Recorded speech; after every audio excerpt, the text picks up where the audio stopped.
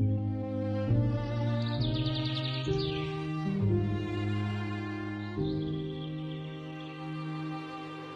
ধর ধর, সবাই এই বাঘকে ধর।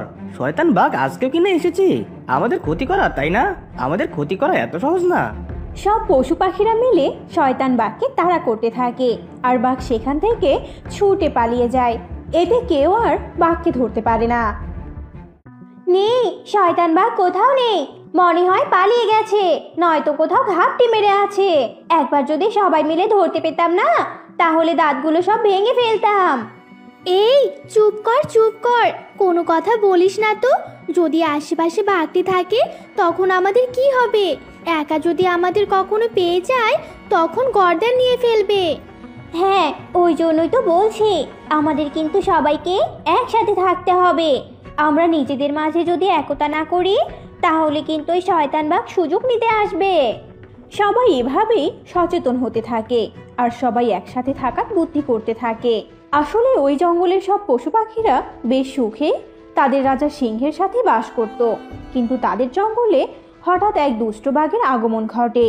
আর বাঘ নিজেকে রাজা হিসেবে দাবি করতে থাকে, কিন্তু পশু পাখিরা কেউ বাঘকে রাজা হিসেবে মেনে নেয় না।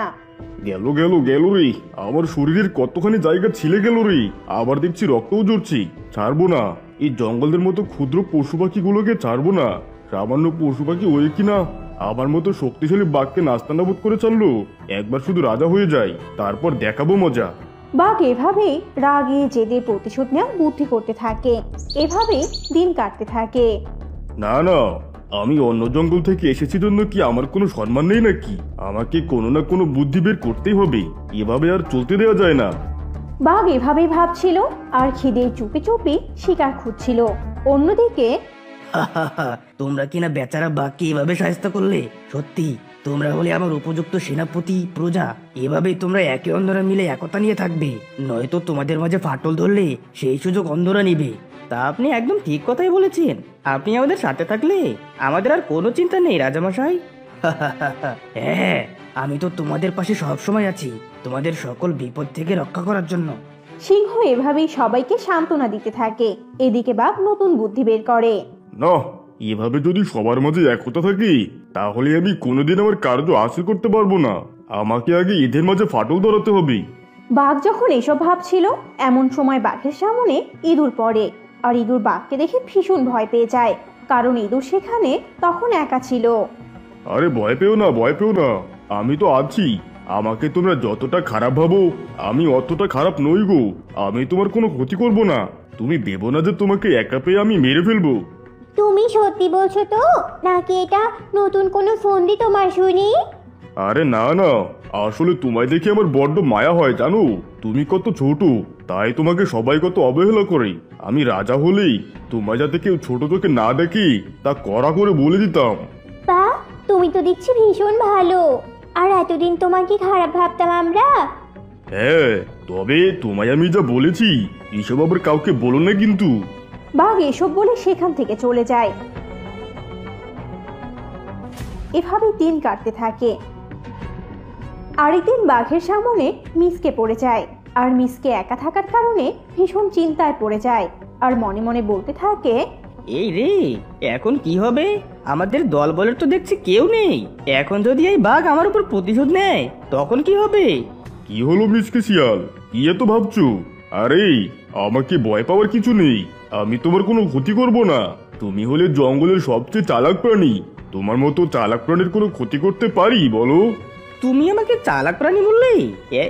একমাত্র তুমি আমার কদর বুঝলে? হ্যাঁ, তুমি হলে চালাক প্রাণী, কিন্তু আমি খেয়াল করেছি তোমার বুদ্ধির কেউ কদর করতেই জানে না। তুমি তো রাজার মন্ত্রী হবার যোগ্যতা রাখো, কিন্তু দেখো রাজা মন্ত্রী বানিয়ে রেখেছে ওই মাথা মোটা কিংকংকে। আমি রাজা হলে কিন্তু তোমায় মন্ত্রী বানাতাম। সত্যি তোমার কথা শুনে তো আমার চোখে জল চলে এলো। আমার জন্য আগে কেউ কখনো এত ভাবেনি।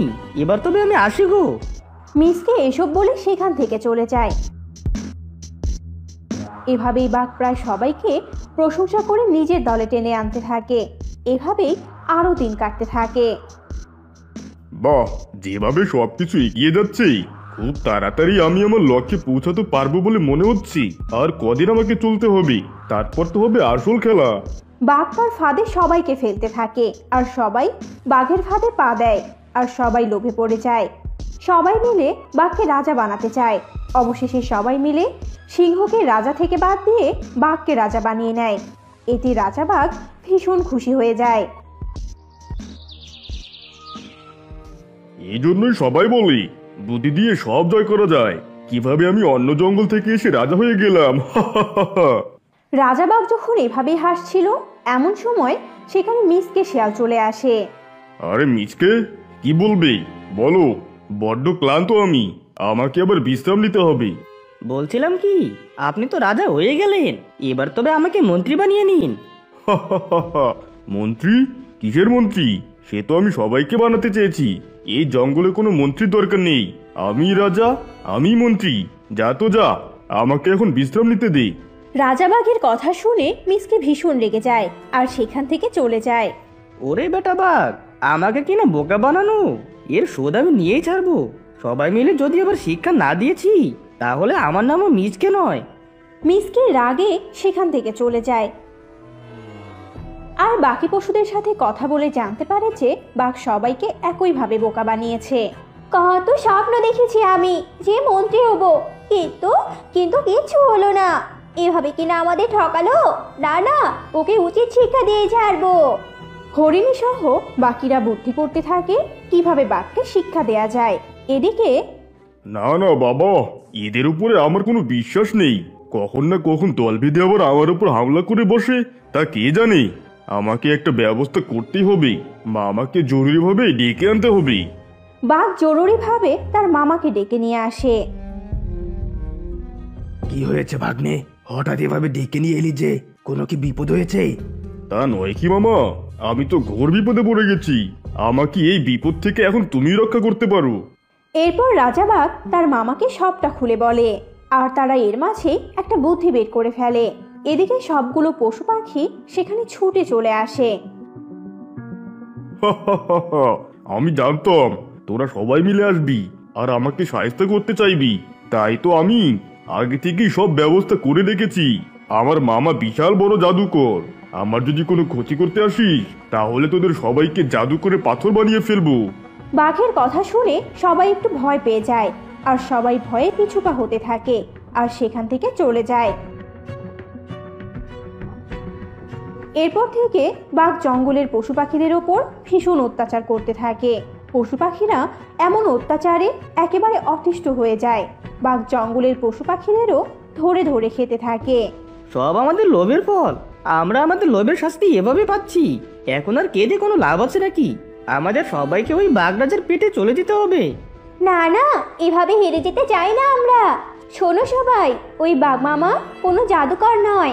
কারণ যদি জাদুকর হতোই তাহলে অনেক আগে বাঘ আমাদের থেকে ক্ষমতা দখল করতো, কোনো ছল চাতুরি নয়।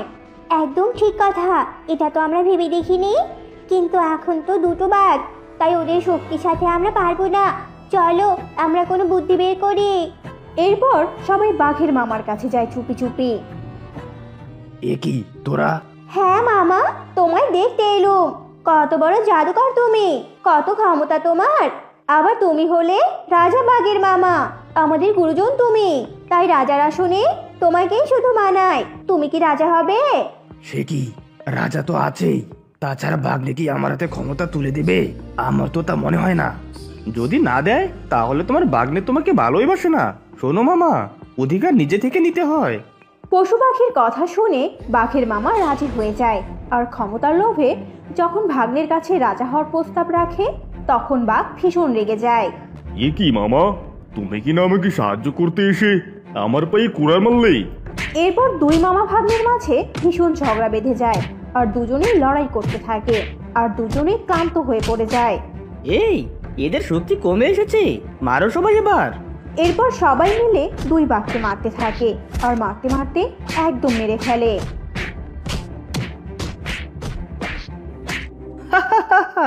আমাদের ক্ষমতার লোভ দেখিয়ে নিঃস্ব করেছিলি, এবার তোদের ক্ষমতার লোভে শেষ করে দিলাম। এরপর থেকে সবাই আবার অনেক সুখে শান্তিতে দিন কাটাতে থাকে।